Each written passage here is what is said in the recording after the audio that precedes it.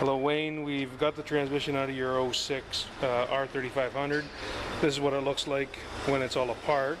I'll go over some things with you, and Eric or Amanda will contact you with cost estimates, and I'll explain a couple of things as we go along here. We'll start by looking at the pan. You can see the material on top of the magnet. So this material here shouldn't be there. This material here is all clutch material.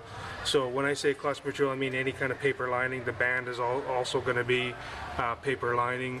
So this magnet looks like a fur ball. This is all metal that's stuck to that, so that obviously is no good. No question that this unit had to come out as well. So when we go through the transmission, the gears looked okay. So there's your front planetary, rear planetary is down here. This stuff looked okay.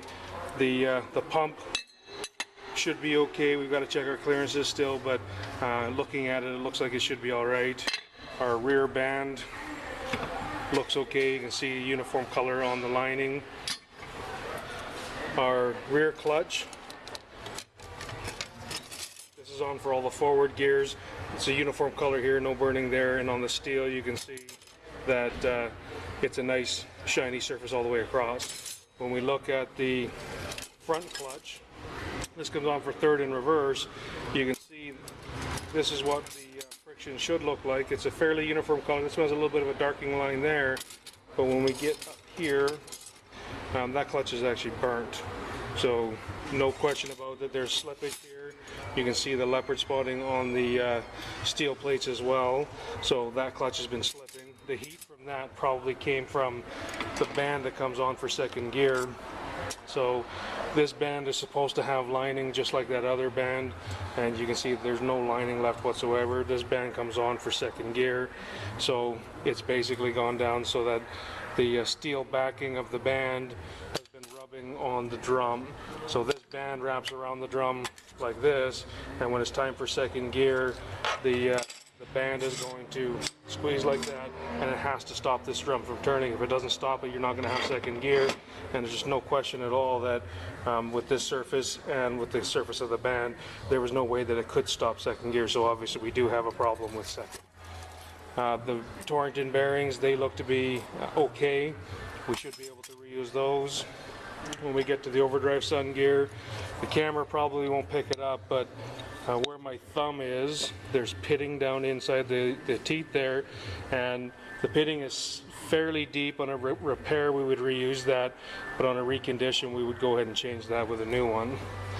When we get to the valve body, you can see the metal on the governor solenoid. The governor solenoids are prone to sticking.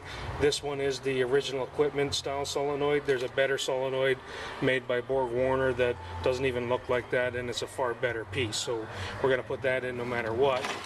When we look at the other parts of the valve body, we have to split it open and clean everything. There's some modifications we do, and what we'd normally do is this valve here is your manual valve. We would replace it with an updated one that allows the converter to fill up in part.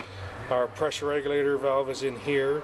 We'd replace it with a pressure regulator valve that has a line to loop modification built in, and then the solenoid switch valve is here, and there's a better valve available to get the torque converter clutch to come on quicker. So as I said, there's those modifications would be done on a recondition but not on a repair. And then there's also some orifice changing that we would do inside there. The hard to get out of park thing, if you look at this ball right here, there's a little bit of movement.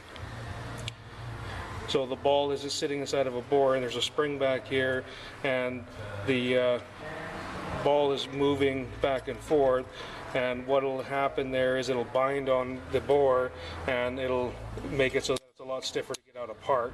So there's a couple ways we can address that. One is with a transgo. It's like a bullet style valve that goes into the unworn part of the bore, or on a recondition we would bore this out, put a steel sleeve in it, and put in a different ball and spring, and that's the actual fix for that. So as I said, Eric and Amanda will get a hold of you with the cost estimates, and we'll go from there.